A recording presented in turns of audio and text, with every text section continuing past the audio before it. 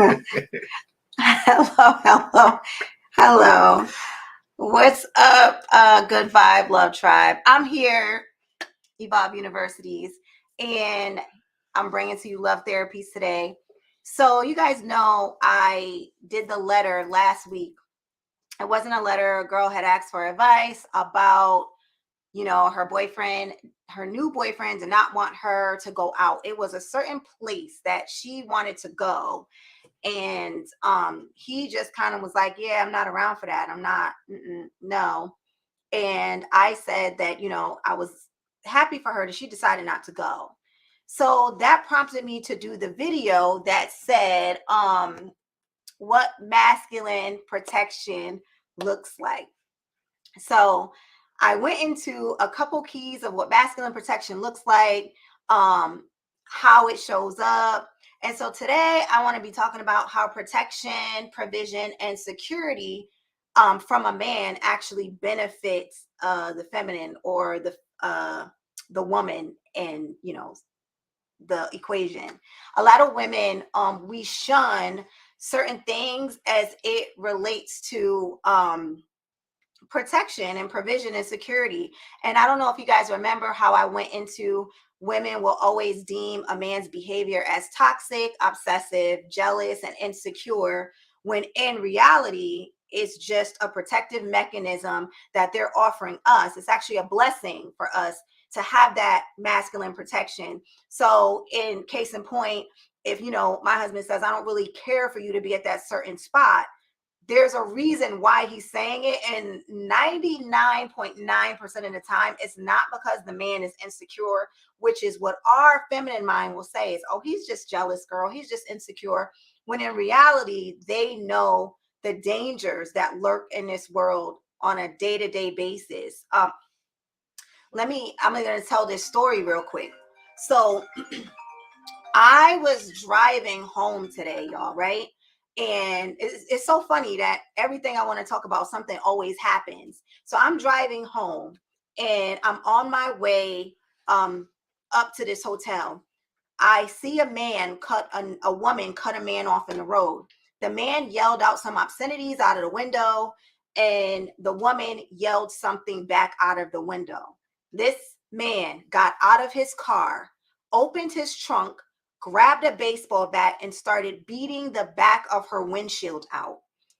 There was a guy in the car with her who got out to protect her, and he hit him with the bat as well. Luckily, there was a cop across the street that ran over and kind of jumped on the guy and hog-tied him, but it happened directly in front of me. It was the car directly in front of me. And I'm like, I was talking to my sister and I said, we see these things in the paper. We hear about them on Facebook, but we never really experience it because we don't be outside like that. But this was just a random ride home, y'all. So it just showed me that there are dangers like that. And as a woman, I shouldn't be yelling out of the car and yelling obscenities at a man, because that could have been me just thinking I was dope and yelling, and he hit the back of my windshield with a baseball bat. So that's what I want to talk about tonight, how protection and provision and security from a man actually benefits the woman as opposed to us shunning it. So let me ask this question, because the first thing that I thought about was us as women, when the very main thing we will say about a guy when he does not desire us to do something, we will label him as jealous or insecure, or he don't want me going nowhere, or he don't, he's just jealous. He think guy's gonna talk to me, and that's why he don't want me to go outside. Because if not outside, but certain places, he don't want me there because he thinks guys are gonna talk to me. So what is it really when a man is saying that he does not desire his wife or his woman to be at certain places? Well, that is a multi-dimensional question that requires several answers to that question. Because there are some guys that are just jealous. There's some guys that can't keep their girl. Right. And they just know they can't keep their girl. Right. And they know there's guys out there. Right. They let them outside. Given the opportunity, given a space and a time, that they won't have a girl anymore. So there are guys like that, and I get that, but I don't think that's the majority. I think that's a small group of guys who just, you probably shouldn't be with that guy anyway. You know, there's always going to be two sides to the story, because a woman does not just get that out of the air. There had to be some type of truth in, you don't want me doing this because you don't want me to do it because of that. All right, but then there are guys, I would say like myself, that I've never stopped you from doing anything that you wanted to do. No. Never act like I was jealous. Never even whatever. No, because that used to make me mad. Yeah, I used to be wanting him to be jealous. Like, because at the end of the day, care, right? Well, at the end of the day, you're grown. You're gonna do what you want to do anyway. Right. Serious. But the times that I do say something, right, then that catches your attention. Like, okay, he never says anything, but now he's saying something. Yeah. So then now you have to. So as a female, you have to keep that in mind. You know, if a guy's always saying, "Don't do this, don't do that," then yeah, you'll start to develop that. Maybe he's jealous. Maybe he's this. Maybe he's that. And then maybe he feels that he don't deserve you. Right. Maybe you're above what he believes he's worth. Yeah. And he doesn't want to get exposed by some other guy. You know, remember what was that movie? Dang. Oh, Dodgeball. She said she got the scent of another snack. She got the scent of another stallion. Yeah, something like that. So he don't want that to happen. Right. So he's trying to covet and hold you down in that way. I'm gonna go grab my other laptop. I'll be right back. But in the same time, with somebody that is more of a protector, I look at it like this: if a woman can get it in her mind about her father and how he would protect her, that's probably most of the problems that we're having right now in society, is that women are growing up without their fathers. They don't understand what it means to be under the authority of a father. They don't understand what it means to be in a place where there's complete total safety of a man. They don't know what that looks like. They don't know what they don't know the feeling of holding your daddy's leg while you're waiting to do something. You're just secure. Like, I got in the elevator one time, and I had my daughter, and another guy had his daughter, and our daughters was doing the same thing, holding our leg, looking at the other person and the other girl, but just holding our legs.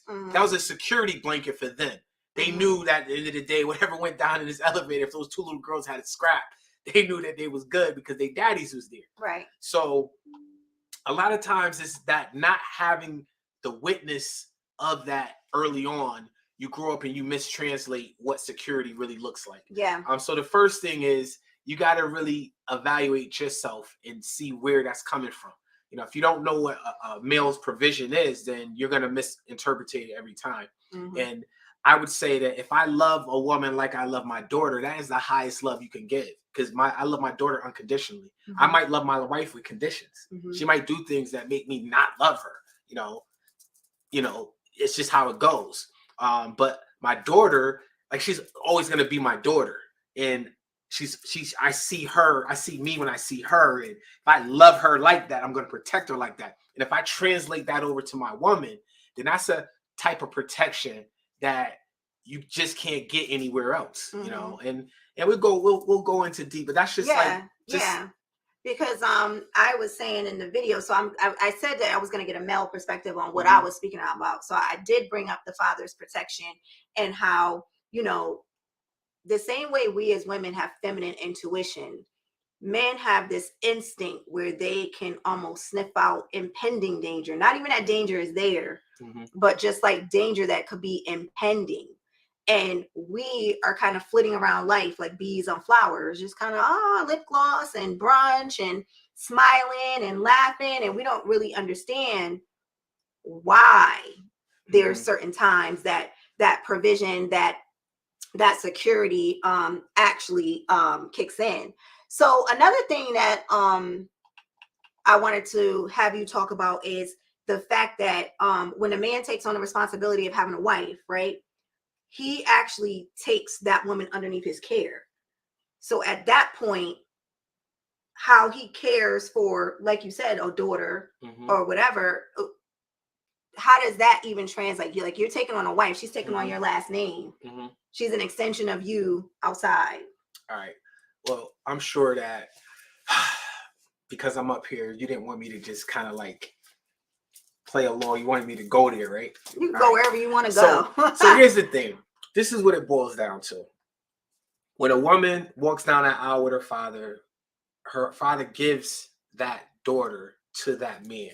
He transfers his authority over that woman to the man that she chose to have the authority over. So if you're with a man and you didn't choose for him to be your authoritative figure, then you've messed up already. You get to choose who you want to protect you. Think about that, ladies. Yeah, that's true. You actually get to choose. Right. You get to say, this guy right here, I want this guy to protect me. And this is why women choose alphas. This is why women choose strong, masculine men. This is why the king of the jungle was the guy who took care of every adversary and tore him down, because he said, you know what? That's the guy I want to protect me. So if we had an outside threat from another kingdom, an outside threat from another somewhere, this guy has shown that he can protect us and my kids. Because think about this. A woman's number one priority is to protect her kids. Word. So she has to produce offspring with the guy that she knows can protect her and her kids. And all of us. So for you beta guys out there, you shouldn't even be producing. You shouldn't even be creating offspring. You know why? Because you can't protect yourself. How are you going to protect them? Oh my God. And this is what society has forgotten. You want me to get my nails done, my toes done. You want me to get my eyebrows arched, and you want to chip away at the things that you need from us just so you can have another friend. Right. Somebody to go to the mall with. No. No, because that is so true. We do be wanting another friend. I know. That's crazy. But guess what? If you and your friends was out and something went down, who you gonna call? You gonna call none of them. You're gonna call the man that's ready, dropping a hat, dropping a dime, ready to go in action. That's what you're gonna call. Right. And that's what you need. Right. So they've been doing this for years, like chiseling away at masculinity. Yes. Bits and pieces. I remember the first term came out, metrosexual. Metrosexual. And that's just the first step of getting it to where we are right now. Yeah. Yep. Where we are right now. And there's nothing wrong with you get your nails done and all that stuff and take care of yourself. But it comes with a price. It comes with a cost. Yeah. You know what I'm saying? It comes with a cost, you know. And I believe that if there are any men, I see a couple up here, just my boy Chris, and he already know what it is. But every man should be able to protect himself. Every man should be proficient in some type of combat. Right. Proficient in some type of weaponry. Yes. And with that right there, when you start talking metro and this, that, those things don't kind of go together. No, they don't. They just don't go together. You see what I'm saying? Mm-mm. You worried about your outfit versus the duty at hand. Right. You worried about your manicure versus getting, you know what I'm saying, getting down. You see what I'm saying? So this is what women want, because women have you want men to be, I don't know what you want. Well, you know, I heard you say something before a long time ago. I'm gonna stick you out on this one. When you said it, I looked at you like you were comparing our relationship to your relationship with your friends. And you said something like, well, with my friends, I don't have to do this, and I don't feel I have to. And I'm sitting there looking at you like you had three eyes on your forehead. And one in the middle. I'm like, but at that time, I didn't even really, I was like, I'm not even gonna go there but you sound crazy right now. I am not your friend. Mm-hmm. I'm not supposed to be acting like your friend. Mm-hmm. You know what I'm saying? I'm here for a reason. And guess what? You don't appreciate it until that time comes. Right. Yeah. I can go unappreciated this whole relationship until that one time. Mm-hmm. And then you'll know why you serve me. You'll know why you respect me. You'll know why you obey me. You'll know why you do the things that you do because of that one time. It only takes that one time. Yeah, right. Because, you know, that's what I was saying in another video when I was saying, like, as women, it's so hard because we literally have to choose.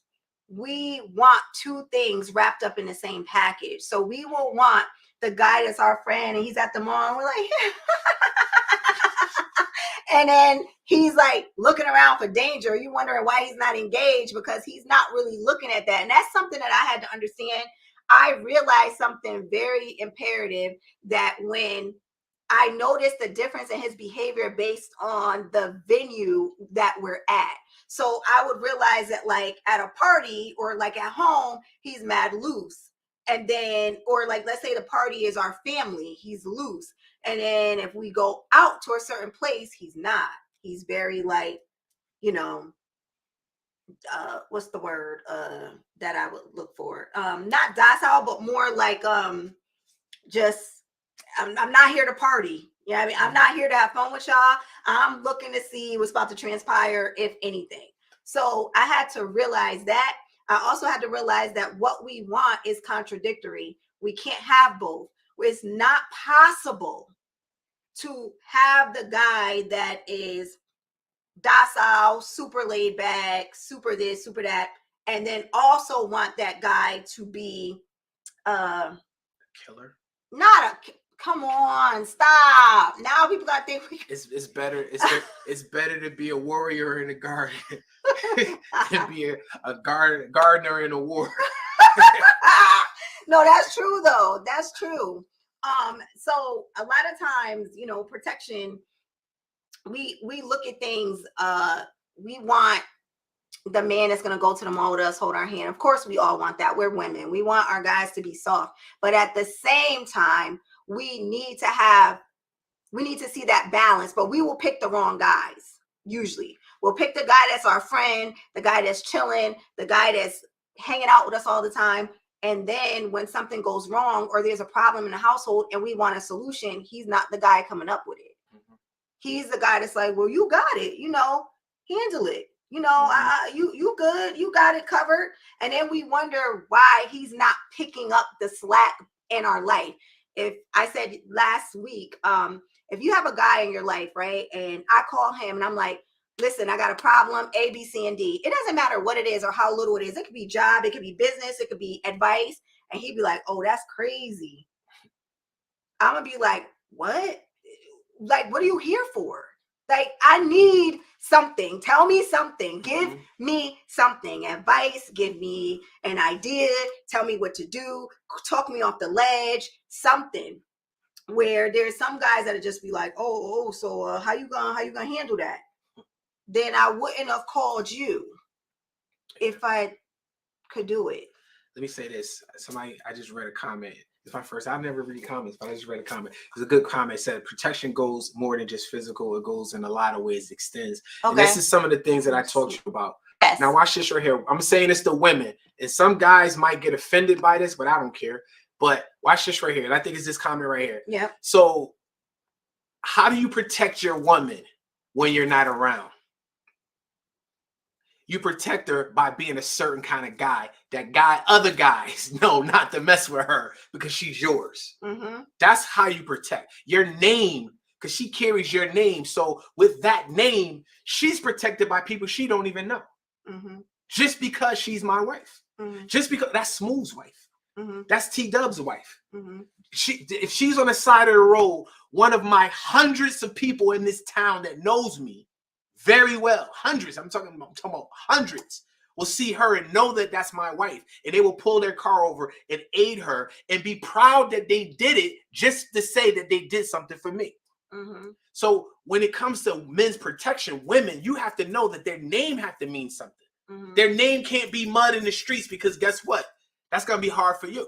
And then you'll be a target as well. Oh my God, yes. And then he goes on and says something about protecting the car and stuff like that. Yes, I always say, look, her car got to be right. Her car has to be, you know, make sure, again, her car breaks down here, take my car, boom, whatever. It's always like that. I'd rather for her have a new car, boom, straight. Those things all also come into play. But at the same time, the most important protection that you can have for your wife is you being who you are. Especially in a small town, because you got other eyes that are watching. You know what I'm saying?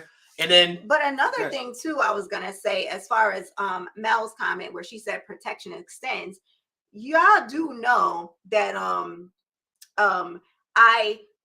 when you have a guy like that, they don't leave you dumb. You get what I'm saying? So a part of that protection is also teaching you. The part of that protection is when he says, take a different way home. Don't keep taking the same way home. You said that years ago because you don't do that. And he always said, don't take the same way home. Always change your route a little bit. That way nobody could track your moves. Like little stuff like that. I remember my car spent on the highway. We weren't even together at that time. My car spent out on the highway. But I distinctly remember him driving and saying, if your car ever does this, don't do this. Don't try to save your car. You got to just kind of go with it. So there's things that are lessons that are always being taught when you have a masculine man. If you just listen, the voice will come back the same way your dad's voice come back. When you were outside and you knew, like your father was like, if your father taught you how to ride a bike or your father taught you how to change a tire, that voice doesn't go away just because they're not there. That voice is always there. So I know what to do in the house. I know where the sticks are that go under the door. I don't think that they just leave you unprotected. Like, yeah, I'm not here, but you go on and figure it out, And with that protection comes a certain amount of loyalty, because you got to think about like this. At the same time, if my name is protected, my body of work is protected her in the city, then she has to carry herself a certain way. You know what I'm saying? Because then now that protection becomes worthless, it becomes useless. It becomes like, what's the point of doing this and you out here wilding? You know what I'm saying? And that's the part that women don't understand.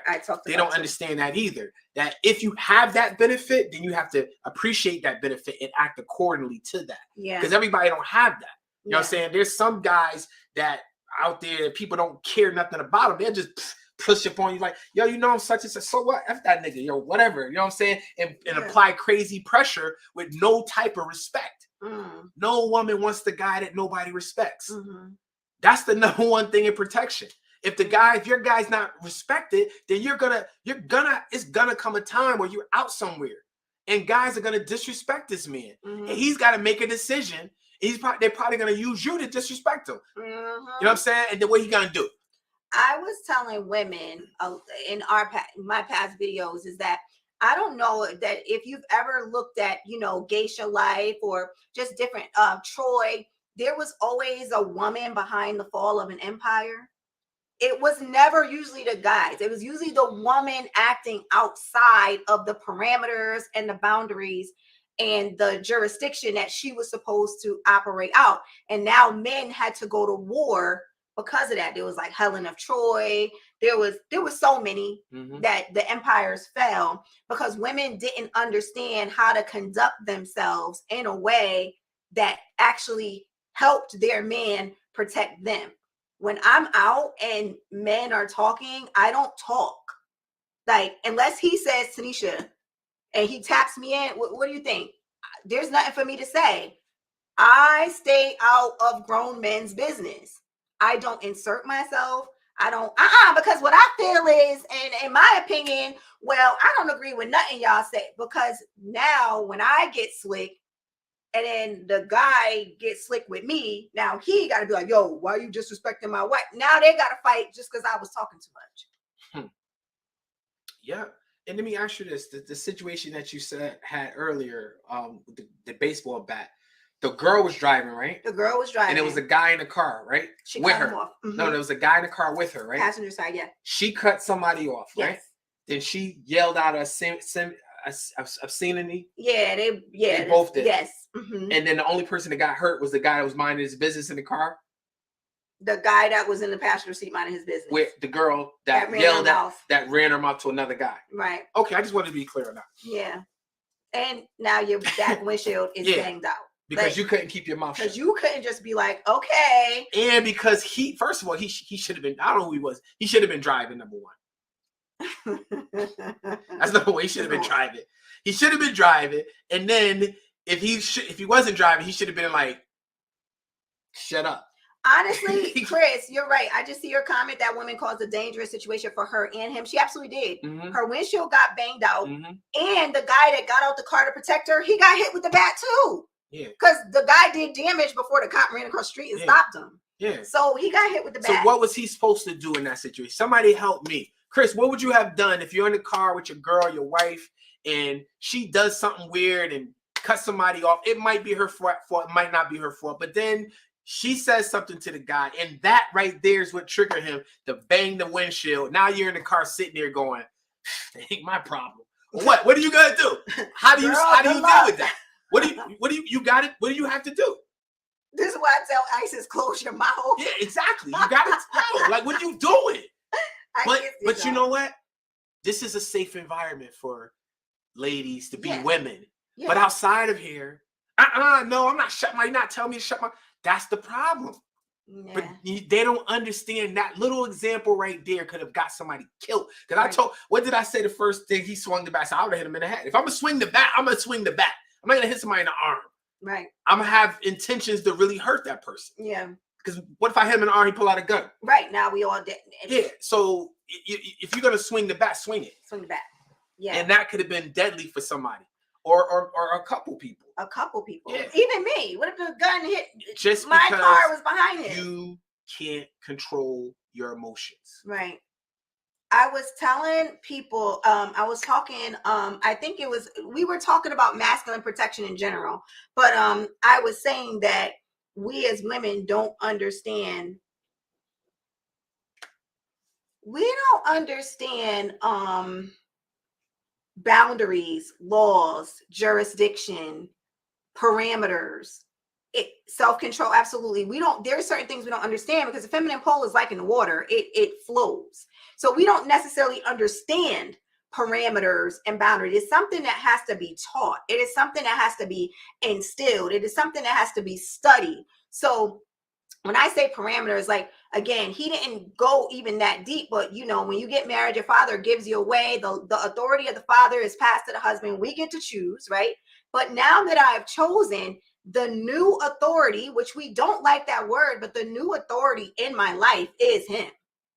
Because that's the only way I can stay protected and keep my kids protected. So the new authority, the new boundary, the new jurisdiction is the one that he actually puts out.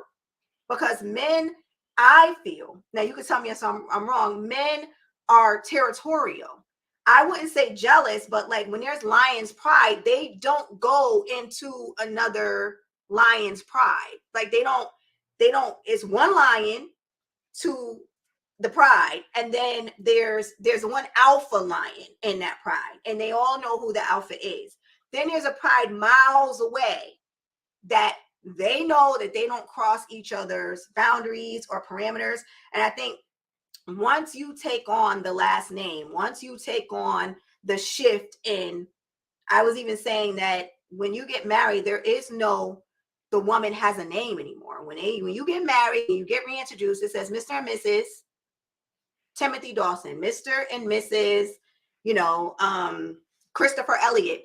The woman actually loses a little bit of her identity by going up under his. And I think we just don't like that. We don't like the way it sounds because it's cringy. It's like, I got an identity. I'm somebody outside of him. It didn't happen. It wasn't happening this long, not working. What I'm trying to say is this right here.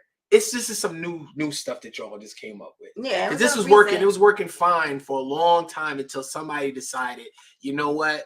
I want to do something different. Yeah, we got and when that happened, it just put a lot of things in jeopardy. And the number one thing that's been put in jeopardy is just our families. Yeah. Women are no longer mothers anymore. That used to be a high priority. No different than a father is. And I think fatherhood is probably still at its peak. Men want to be fathers. They talk about deadbeat dads all the time, and that's just like a trendy word. But I don't see it, not in my community. And there's a lot of statistics that say that most Black men do take care of their kids. Actually, you know what I'm saying? Yeah. So the deadbeat thing, that's out the window. We passed that. But at the same time, I think that women, because they want this freedom, they get it at a cost. And that cost is not being able to be the mother, not being able to be the person in the home that's stabilizing the home. And now we lost a whole generation of kids because the women that are growing up right now, the women that are talking about this stuff now, the women that are opposed to everything that we're saying now, they are the ones that grew up without their father. They are the ones that grew up with the mothers that said they want to do this and they want to do that. They go to the babysitter, the aunts grab Big Mama, raise them, and all these other different things, and they out doing their thing, whatever that thing is. But the thing that's most important for a woman to do is to protect the kids. You can't protect the kids if you're putting them in the hands of people who don't care much about them as you do. You can't do that. No, that's very true. So, Chris, I think that's a good comment. Some men want all the authority, but don't want to take on the responsibility of protecting and providing for that woman. So I get why some women don't like the sound of it. And again, but that's still, here's the thing. We as women still got to take accountability. We chose him. let me cut you right here. Exactly. The bottom line is this right here. Wait. Okay. It's because some men want all the authority, but don't want to take the responsibility. Now, bottom line, there's two words that define a real man: duty and responsibility. Those are the two words that define a real man. And I don't want to say the word real man, a man. Right. Duty and responsibility. I do it because it's my duty. I do it because of my responsibility. I don't do it because I want to. I don't do it because I feel like doing it. I don't do it because I like to do it. I do it because it's my duty first. It is my responsibility. I have a duty as a father. I have a duty as a husband. I have a duty as a man to do certain things. Now, if you have a guy like that, then being under that authority is what you want to be. You don't want to be under a guy that, I don't feel like doing this, I don't feel like doing that, because then he doesn't want to take the responsibility, because he doesn't know what being a man is about. He just don't know. If you hear a man says, I don't feel like doing something, if you hear a man says, well, I don't know, I don't feel, I'm tired, he doesn't understand what being a man is. You'll never hear me say I'm tired. I could be, you sleepy? No. Because it's not. What are you talking about? I was meditating. I don't know what you was talking about. I'm not tired. I can't get, because I don't have the opportunity to get tired. On the long drives home, everybody in the car sleep, but the man is driving. Except for those guys that let their woman drive while they sleep. I don't get it. I don't understand it. Yeah. Again, this thing is like weird to me. This new stuff is going on. It's like, it doesn't make sense to me. And because of the responsibilities and the duties that a man have, the only thing a woman can repay him with is her loyalty and her submissiveness. I can't protect somebody who's not submissive. Listen, okay, you don't like submission, but do you like protection? Your choice. Yeah. Which one you want? Well, you know what? That is true, because let me liken it to this, because sometimes women need correlation. So you know how we are with our children, right? We love our children. Our job is to protect our kids. In order to protect our kids have to listen. So when my sons were toddlers, I didn't spank them or discipline them for things that they did that were childish. I spanked them for not listening. Because when you're running toward that street and I say stop, I need you to stop on a dime, because I'm protecting your life. I don't need you to be like, well, but no, my ball was, I don't care what it was. If I say stop, I need you to stop. If I say go upstairs, I need you to run upstairs. I don't need you to question why I'm asking you to do it. So yeah, you could fall, you could run around the house, and I'll be mad, I'll be annoyed as a mom. But the time that I really got on their case was when they did not listen, especially when they were younger. Because kids have a tendency to want to kill themselves all the time. They want to put stuff in the light plugs. They want to eat stuff they're not supposed to eat. They want to slide down banisters, climb on counters, everything that would end their life prematurely. So I think as women, if we likened it to that more so than like, if I am out somewhere, and there has been times that we won't necessarily mention, but there's been times where he's like, Tanisha, go to the car. Or Tanisha, I just gotta go. I can't listen. Well, I don't understand why I can't stay. I don't know what he's talking about, but I'm gonna go to the car because that's what he said. And you can tell by the way they say it, by the look in their eye, like it's not a game, it's not a joke. But sometimes we just want to have, I don't know what it is, a say so bad. Knuckleheads. That will just like the kids. Knuckleheads. Right. Straight like that. You remember, yo, Chris, you remember the kids back in the day that used to eat the Doritos and have all the cheese on their fingers with the base head juice and the bikes with no seats on it? Them kids with the naughty heads, that's how they act. Knuckleheads.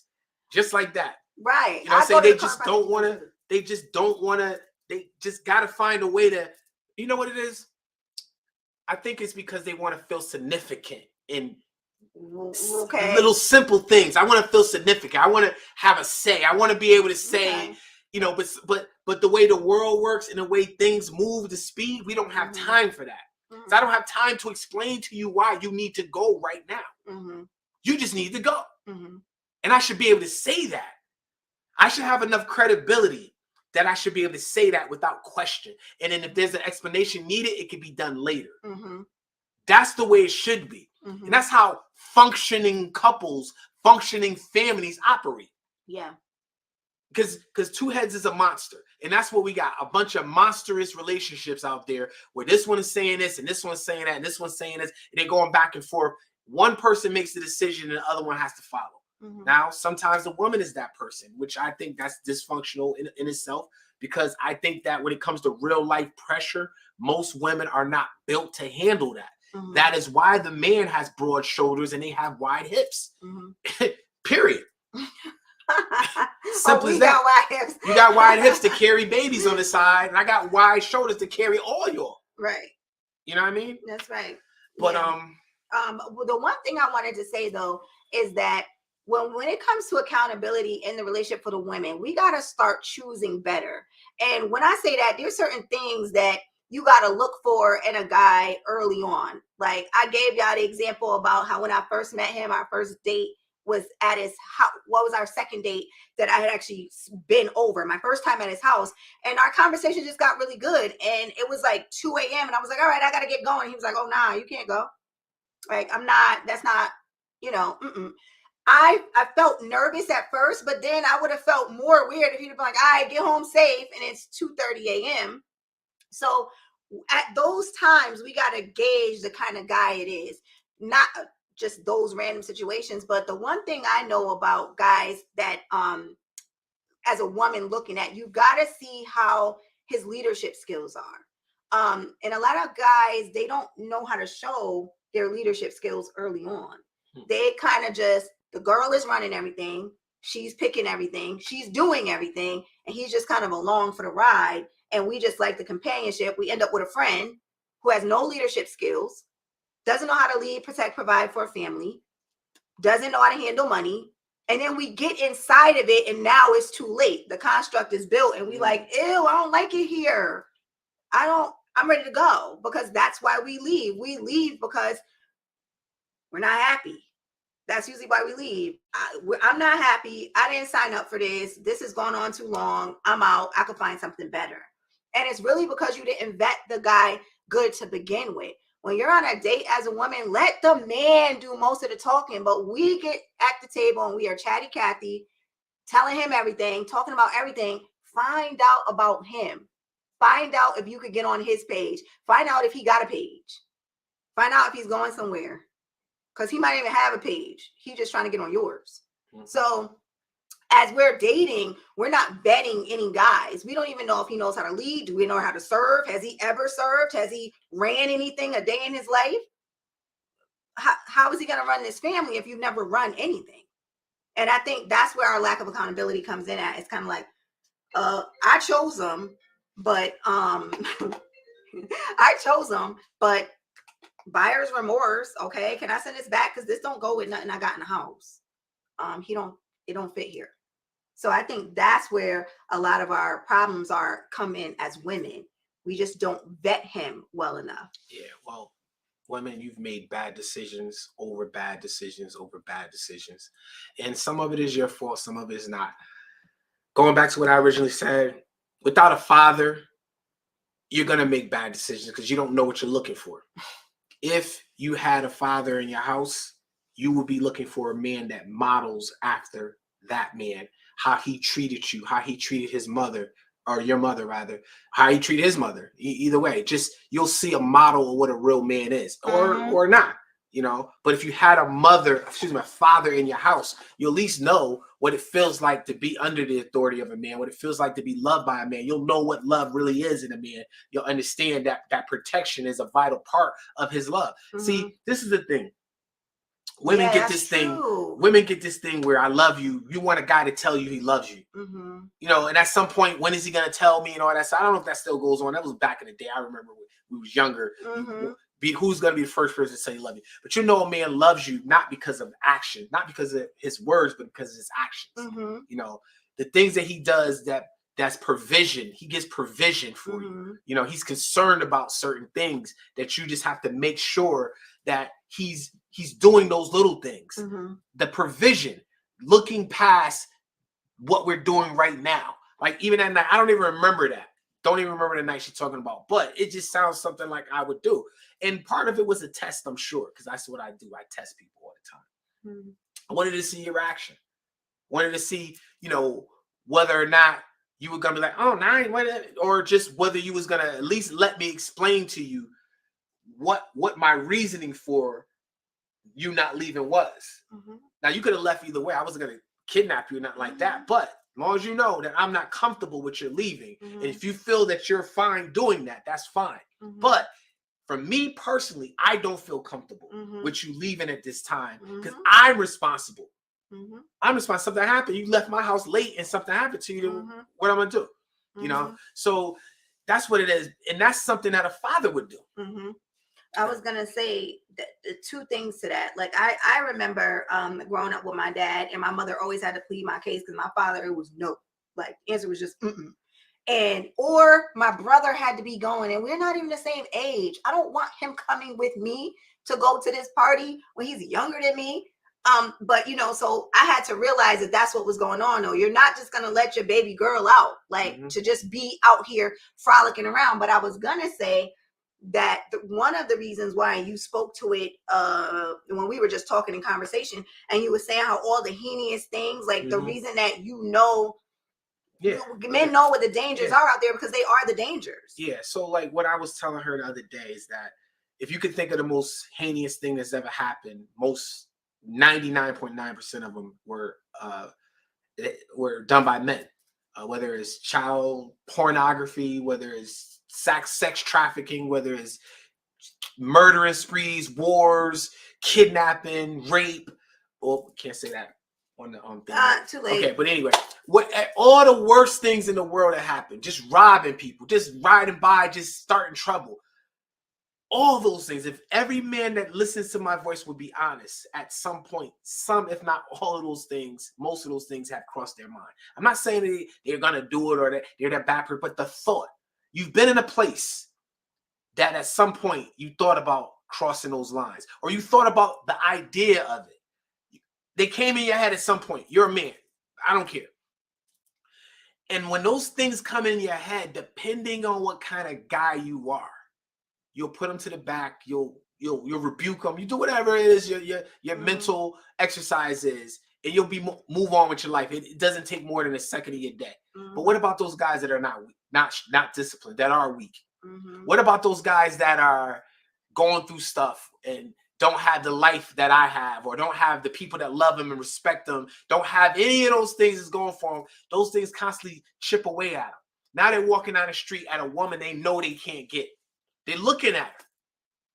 I can't get this woman. There's no way I can get this woman. But guess what? She can't beat me. She can't stop me. And he knows it. And that's when you get a guy that does something like that, and he goes there. I know those guys are out there. And I know the type of pressure it is in society to be a man, and how we don't have government assistance to help us with all these things. We only work by the sweat of our brow. That's how we eat, period. And so we don't have help. And so men that are not in those positions, it's a dark place sometimes. They go to dark places, and I know those people are out there. And so when I'm out there, I know that those guys are out there. When she's out there, she's thinking everybody's like her father and her uncle and all her cousins, and everybody's just good guys. But that's not the case. So I saw that guy hop out that car Yeah, that fast. exactly. That was So I'm crazy. saying that's a perfect example that guy was triggered by something. And this woman, who's this woman? Who do you think you are talking to me like that? Sometimes it's just to prove a point. Because why do you think you can't beat me? You can't do nothing physically to me but run your mouth. So guess what? I'm going to show you what I can do. And that's how it's something like women just, I don't understand it. I saw there's an interview. Somebody said that if a guy walks up to Dwayne the Rock or somebody big and strong and slapped him, do you think Rock would be okay? It would be okay for him to hit him back? It was like, yeah, some guy that slapped the Rock, yeah, it's okay. So then what if a woman walks up to him and slaps him? Why can't he hit her back? Well, that's the thing. The equivalent is, that little guy can't beat the Rock, but he shouldn't be in his face. In the same way, a woman shouldn't be in a bigger guy's face or a man's face, period, acting wild because she can't physically protect herself. She's going to require another man to come help her, whether it's a police, whether it's some innocent guy off the street, whether it's her father, her brother, her uncle, her husband, her boyfriend. Some other guy is going to have to deal with that, not her. And that's the part where women don't understand. That's why these women that are extroverts and just out there just doing this stuff, they don't understand the danger that they're putting themselves in and the people that they say they care about. If you care about me, you wouldn't put yourself in that situation. Period. If you really cared about us, you wouldn't put yourself in that situation. Very true. You know what I mean? So, but I know the evils. I know. And going back to something Chris said earlier, you notice the difference between me in one setting and another. Yes, we just had something at my place. Yeah. And I still had my head on a swivel because we was in a public area. But I was loose. We was having fun, laughing, joking. Chris had me tears coming out my eyes. I don't think nobody's seen that in years. No. You know what I'm saying? But at the same time, I can't be that guy in a room with a bunch of alcohol. Guys drinking a bunch of alcohol. If everybody's drinking, I'm not drinking. You know why? Because I am not going to be the guy that's caught slipping. Not going to be that guy. I don't drink already, but if I'm like the other night, I would have drunk with y'all if we was drinking. Yeah, no big deal. But I'm not going to go somewhere where I'm drinking and I'm not sharp. I'm just not going to do that because my job is to protect. My job is my duty is to make sure we get home safe. By all means. Right. So if you said this is why don't kill me, people, I don't believe in women being in law enforcement. Me either. I'm gonna be honest. I feel like if I was in a situation and I called and a lady cop showed up, I would start crying. Same with a woman firefighter. I'm a goner because I just don't feel like you really know what you out here doing. So I would personally be scared because if he's beating me up, right? Let's say it was a domestic violence case and he was going sick on me. I called the cop and it was a lady cop. Like, okay, what are you about to do here except for draw your gun? And then you just have to shoot him. Like, it didn't have to escalate that much because you could have just detained them, but you can't if you're a lady. So, I mean, I don't know. That's just me. But like Chris, you said you never drink and you leave that to your wife. Yeah, that's Tim. That's him too. Females in law enforcement be getting us in mad fights. Oh no. Is it because of their mouths? That's too much. But yeah, because we're different. We're like a totally different species. We don't operate the same. We don't think the same. We don't process information and surroundings the same. We're just so different. I feel like as women, we gotta. Oh, go ahead. Yeah, no. I just want to comment on what you talking about the law enforcement. So when it comes to women in those positions, they know. So that's why they have to go extra hard. Yeah. I tell you a story. This is funny. It's funny, but it's been so long I can't remember. But I remember one time I was cutting hair at my barbershop on Dixwell Avenue, and there was a guy that came in from out of town. He's just somewhere as a visitor. He was with one of my customers, and he just happened to go outside and stand outside. He was in town for a couple of days. Next thing you know, we look outside, the cops are searching him. All these drug dealers on the street. This guy, country boy, don't even know nothing. So I go outside, I'm like, yo, that's my customer. The lady cop went so hard on me, basically shut me down. Like, just on some rude type. I stood there. I waited for her to finish. And then I said, can I say something to you now? She's like, yes. I said, first of all, I'm a grown-ass man. And don't you ever talk to a grown-ass man that way. I said, first of all, this is my customer. He's under my responsibility. If you would have just listened to what I was saying, you would have known that he wasn't the guy. All you had to do, I've been in this shop so you patrol this area every day. You know me. But you want to try to, and I don't remember how I said it, whatever. The funny part is this right here. That cop worked with somebody that came back to the barbershop a couple of weeks later and told the story that I got on her case. And she was so embarrassed that what I said to her, and she admitted that she was going hard. But the funny part was how she was telling the story. She was telling the story better than I could ever tell it, because at the end of the day, I checked her. And I checked her in front of the whole community. But the point is that she was trying to go so hard. Yeah. Like, why are you going so hard? You don't have to do this. This man ain't do nothing. You know what I'm saying? But that's what they do. And it's not just lady cops. All cops do that. Not all cops, but a lot of cops do it. But women, I noticed that they're a little more harder when it comes to dealing with guys, because they just want to let them know this is where we're at. I think when we enter into, and I don't hate to say it because I'm not really sexist, but when we enter into jobs that need more masculine energy for you to be able to function in it, you have to overcompensate because you're not a guy. So now where you could have been somewhere doing something else, you're doing a job that's usually dedicated to somebody that's bigger, stronger, in stature, can overpower people, and you don't really have that. You are 5'2", 138 pounds at best, and now you're just trying to tell somebody much bigger than you what to do. You got to go a little more sick. So I think that is a part of what goes on. But I say that to say I like to, for one, he talks to men, but for me, when it comes to women, I think one of the best ways, there's a couple ways that you can help him protect you, is by one, not being so common, not being so out there, not being so accessible, not being so what do you call it, just out there in a sense. And I mean, I don't like to use the word outside because I go outside. I'm outside every day. I got to go to the store. I got to go to work. I got to get my kids. So, there's things that I have to do. But like I said before, there's only certain parameters I'll be in. Got to be a certain group of people at certain venues. And then I'm going. Otherwise, I'm not going. You're not going to catch me there. If it's places that have a tendency to get violent, I don't leave the house for a party at 10. Like, I think that's a little late, I'm not judging anybody that does, but I don't like going to the club at 10. I mean, I got to get in at 2. Like, I don't want to get in at 2. If I couldn't leave the house at 2, then why would I think it's okay to get in at 2? So, I mean, it kind of like goes the same both ways. So you kind of got to help him protect you, and then be appreciative of the provision, be appreciative of the protection, be appreciative of the security. It's not always going to be needed, but hey, when it is, I don't want him, if something happened at night, to be like, hey, won't you go up and see what that noise is? Because I'm not getting up to check that. Let me say this.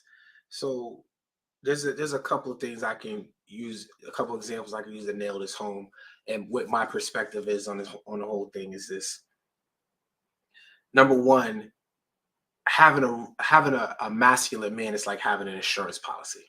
You pay your dues in the respect, you pay your dues in cooperation, you pay your dues in the loyalty, you pay your dues in the respect, and you just hope you never have to use the full extent of what he's capable of doing. You don't want to have an insurance claim. You pay it, but you don't necessarily want to have an insurance claim. You don't want that time to come where you need it.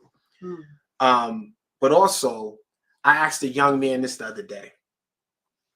I said, why should your wife respect you? Why should your wife be loyal to you?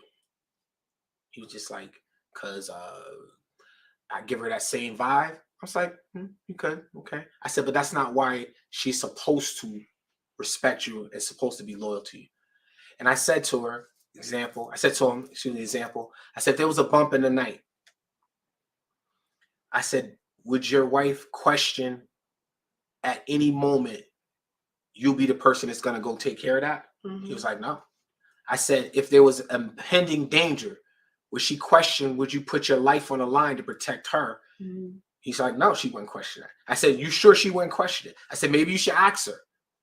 And I've asked her, I said, do you think that I would hesitate if something happened, that I would be the person who took on that chaos and allowed you, Rel, Trini, whoever else to get away? Mhm. Would you question that? Is there a question in your mind? Mm-mm. No. Because I am willing to lay my life on the line for her and the things that she loves. That is why she owes me her respect. She owes me her loyalty. She owes me her submission. She owes me her obedience. She owes that to me, because at the end of the day, there's nothing you can give me to repay me back for my life. There's no equal exchange for that. No, it ain't. The only thing you can do is be loyal. Mhm. That's it. That's the only thing. And if I have a woman that's not loyal, you don't want me to question whether or not my life is worth it. Right? And he'd be like, oh, nah. Nah. Like, think about it. You don't ever want me to be like, man, she be wild. I don't even know. Like, it's not even that. You see what I'm saying? Why would you want that thought to go into the head of a person that's protecting you? I do. And so that's a day-to-day thing that has to happen, where you have to realize. So again, if it's not used, if it's not taken advantage of, if you don't use it like that, you just don't realize how important it is. Mhm. But the fact is that I'm willing to lay my life on the line for this woman, and everything she cares about is enough to get her loyalty. Mhm. You Not, said ISIS was making your side of the bed and she felt daddy's knife under the side of the mattress. I'm not playing with bumps in the night. Yo, I'm done. Yeah. Well, is that it? I mean, that's pretty much what it is. I mean, that's pretty much what it is. Like, the bottom line is, if you have a man that's willing to lay his life down on the line for you, then the only thing you could do is give him, you know, I'm gonna need two. I'm gonna need you to get some straps. Yeah, she can do that too. You know what I'm saying? But at the same time, you know, Chris. No, he said Chris, because Chris got a knife. Oh yeah, absolutely, absolutely. Yeah. But yeah, so that's pretty much it. Like I think it's real simple, but people make it difficult. Yeah. You know, first of all, women don't like to hear the word obedience. Obedience, they don't want to hear it. But no, again, it's a real word. It's a real word that's been used a long time, and it works. You know what I'm saying? But well, so let me just explain the difference, because a lot of women don't like the word. And they'd be like, no, well, submission. A lot of women don't even like the word submission, and that's another whole story. But submissiveness means that it's literally an act of the heart. Like, if he says to do something, I'm doing it out of love and respect. Obedience means that you're doing it out of action, not an action, but like a fear of consequence. So like, when he would say, if he said, Tanisha, go get in the car, me going to get in the car, that's obedience in that moment, because I don't have any answers. I'm not doing it because he explained it to me. I'm doing it simply because it was said. So same way I said with my kids, listen, if I tell you to stop, I need you to stop. That is still obedience, even though when your kids get older, they listen to you because they actually want to listen to you. So it's two different things, two different sides of the same coin. But one just happens when there's no explanation. There's no, it's an order in a sense, and you just take the order and go. And the one thing I want to say about women is that it's the weirdest thing that we will go under anybody else's construct. We will work for bosses. We will go up under their policies, sign contracts, sign everything that say we can't do this, we can't do this. If I do this, I put the company in jeopardy. I will show up at 9 o'clock every morning, clock out at 5 o'clock every day without missing a beat. That register is going to be not short every single day. I'm going to do whatever it is that is required of me to keep this job and to keep this position. But when it comes to the position of wife with husband, you're not willing to do whatever it takes to keep the job or the position. And you're disobedient to the construct in which, if you were at your job, you'd get fired. Okay, so now you open it up a whole nother can of worms. So listen to this. This is the problem. I've said this before, but I'll say it again. I don't believe that a man should allow his wife to work for another man, because that boss has a more powerful position in her life than her husband. You may disagree with it, but that man tells that woman what time she goes to work, what time she comes home, what time she eats lunch, where she can go on vacation, what kind of car she can drive, what kind of house, what kind of neighborhood she can live in, when she can see her kids, when she can't see her kids. You could go home for a couple weeks after this kid, but you got to be back here. He tells her more things than a husband can ever tell her without some type of kickback. And she listens to him because that boss gives her the ability to be independent of her husband. Think about what I just said. A boss gives a woman the ability to be independent of her husband. As long as I listen to this boss, I never have to listen to my husband, because if I listen to this boss and my husband does something I don't want to do, I can always move on because I have this boss supporting me. And then I'm listening to another man tell me what to do all day. The last thing I want to do is come home and listen to another man. That's so many men. A woman has one ear for male authority. That's true. That's why when a husband, a father passes the authority, he no longer has to be able to, he could be a consultant, but he could never be an authority figure in her life as long as that man's there. She has one ear for one voice. And if she has a boss, that is a male. Female's different. But as a male, she only has that one ear for that one voice. And if you have the ability to do it, get her out of that situation. That's why women picking the right guy. Have a guy that's ambitious. Have a guy that's goal-oriented, that's going to say, yo, look, I told her day one, if you want to work, you can work, but you don't have to work. Period. It was never, my wife will never have to work, never have to bust down the bills. Never. We don't do that.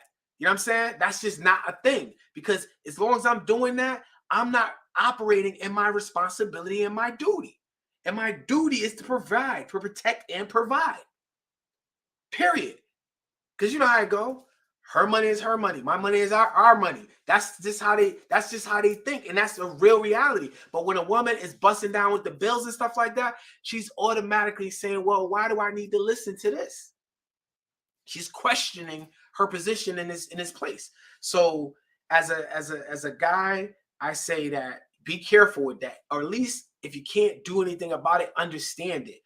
Look at it, see how it affects your relationship, and do what you can to try to move her out of that situation. But like I was saying before, the number one thing to take away from the whole thing is, number one, the fathers.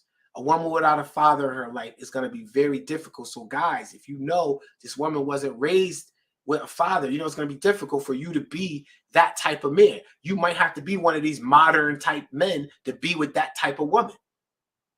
But if you have a traditional woman that was raised in a traditional household, you have a better chance at being a masculine man and not having a problem with it. Yeah, she's going to get jaded. She's going to, get blinded by the lights, but you can reel her back in because it's not embedded in her DNA to be that way. Her DNA is embedded by her father and the principles that he put into her. So if you have that, you want to stick with that.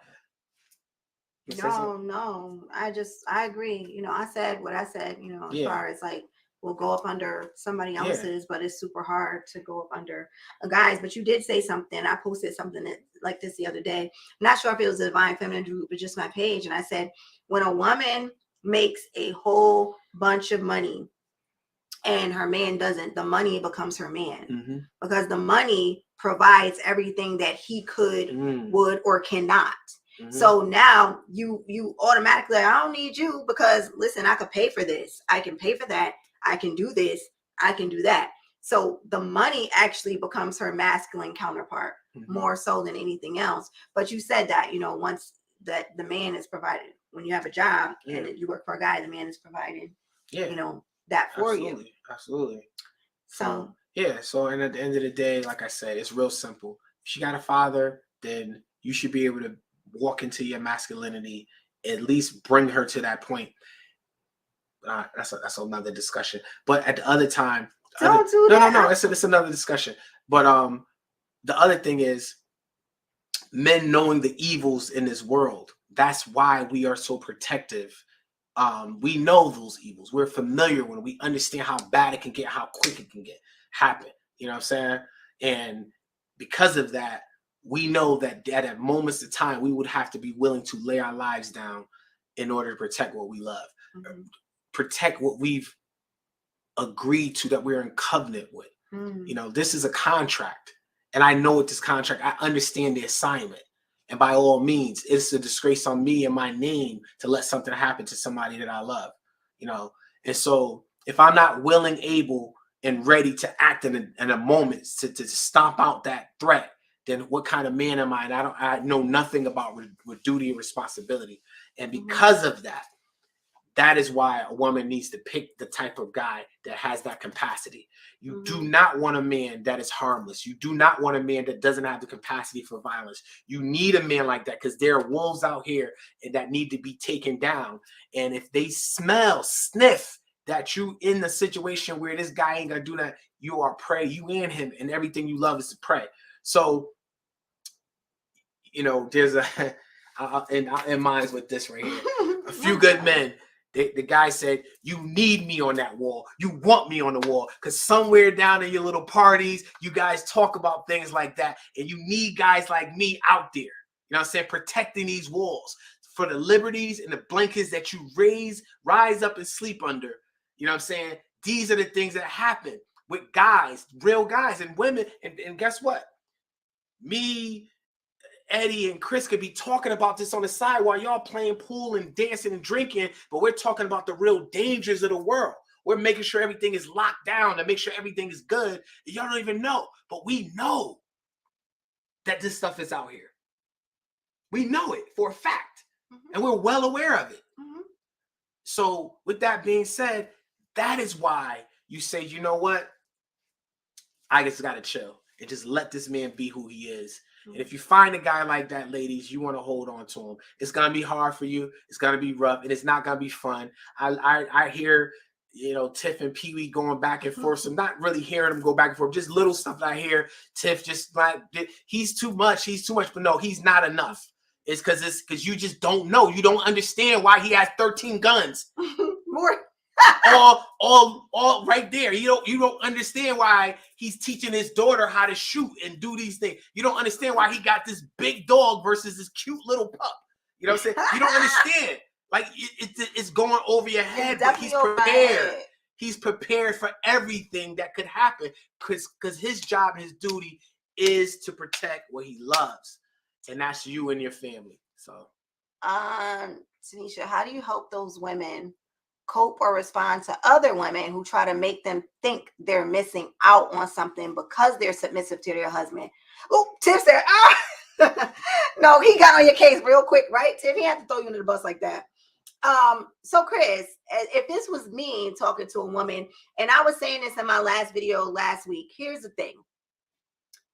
What we don't realize as women is that there's not much on the other side. And once we realize that you get outside and there's nothing out there. There is nothing out there conducive to you. There's nothing out there protective to you. If anything, everything, you're prey to everything that's out here. So as a woman who's like, I'm missing out because I'm being submissive. What are you actually really missing out on though? Dick? I don't know. What are you missing out on? Like mad guys? Being able to be with mad guys? Being at all the parties? Like, what are you really thinking as a woman that you're missing out on when you could be with your friends? Like, nobody's saying a guy is like, you can't go out with your girls. Like, I know what they think. What? So the number one commodity for women is attention. Oh, yes. That is so true because so when they're out, they're getting this attention. When you in the house, ain't nobody seeing you. Nobody checking for you. And that's what it is. And then men don't do a good enough job. And then we don't think y'all checking for us enough. So we be like, don't do a good enough job at affirming their beauty and affirming them consistently all day and every day. And we can't do a good enough job because they need it more than we can provide it. Yeah. And so with the new social media, you can affirm, a woman can affirm herself by posting a picture and getting thousands of likes and a that bunch right. of comments, and that's affirming. Now she becomes a star in her head, and she wants to go out Not and test that.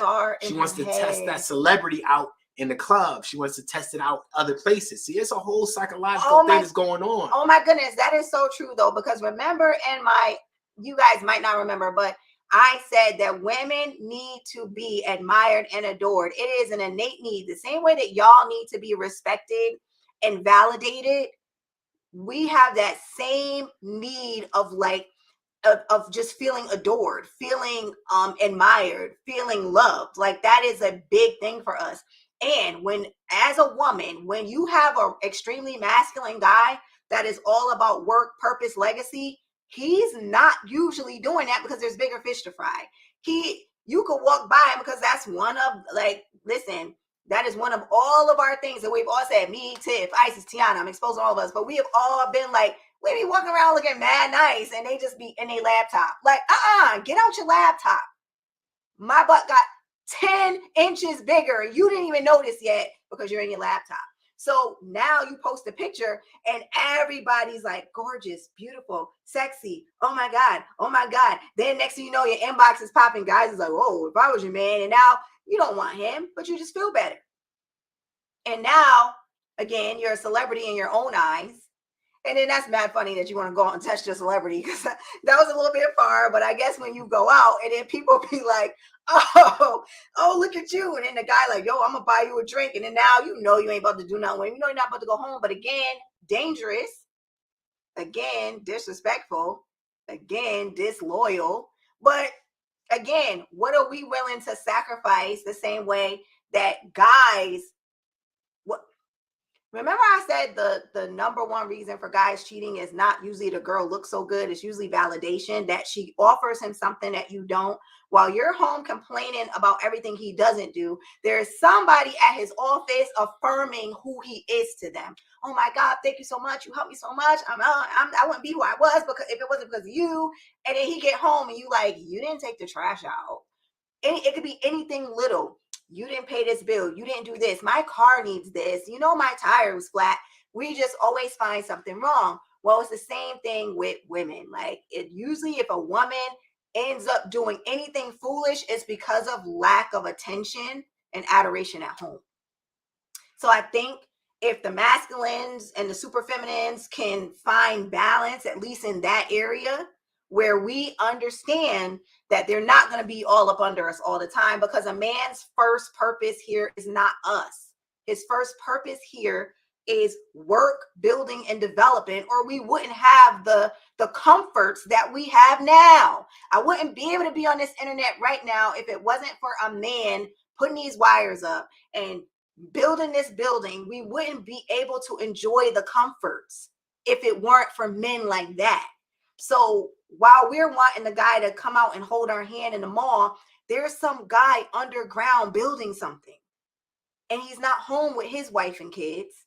So, I think we just have to know that balance. Like, listen, he is going to be working a lot. Understand that. Find you some business. Like I always tell women, get into your creative spaces, read books, meditate, grow yourself, self-awareness, self-empowerment, work out. Just a suggestion. Work out. That too, y'all. Then I'll go on my 3-day juice cleanse. If anybody want to go on it with me, you let me know so we can hold each other accountable. But I think that's one of the things that, Chris, that was a really good question, because most women actually do feel like, they're missing out on something when they're submissive, and it's usually because they're not outside. Nobody's checking for them. I think that's even silly to say that you're missing out on something. Because that's what I'm saying. What are you missing out on? Being submissive. Like, what? Like those two, they don't really, like, you can't. What are you missing out on? You're missing out on the consequences of being disobedient. That's what you're missing out on.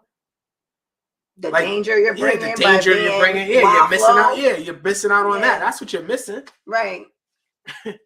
Honestly, I feel that. I'm sorry, Tiff. I'm sorry. But I had to tell on us, I be exposing. I'm sorry I added y'all in it with me. I couldn't be alone on this one. Well, y'all, we have to end this because it is my birthday and we have reservations somewhere. So we have to get off of this. But I thank you guys so much for watching. I thank you for the support. Thank you for the comments. You know, we aim to help here. Love therapies. Hold you accountable. If you want to come somewhere where you want to feel good, this is not the place. Okay. This is the place for growth and evolution. And growth and evolution does not always feel good. Okay. So with that being said, you have anything to say? All right. Peace, love, soul. Love y'all. Have a good night. Bye.